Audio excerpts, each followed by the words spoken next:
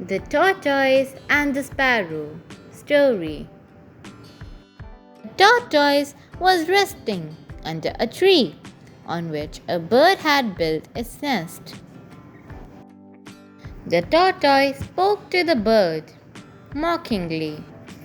"What a shabby home you have!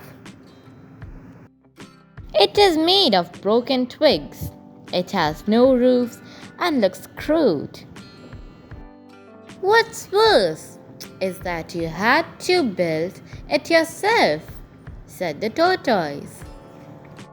"I think my house, which is my shell, is much better than your pathetic nest," said the tortoise. The bird said, "Yes, it is made of broken sticks, looks shabby, and it is open to elements of nature. It is crude, but I build it and I like it.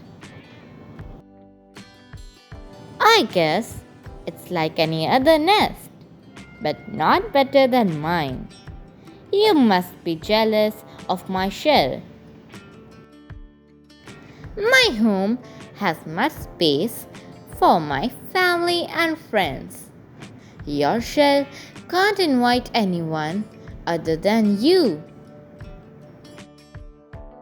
Moral: better a crowded hut than a lonely mansion.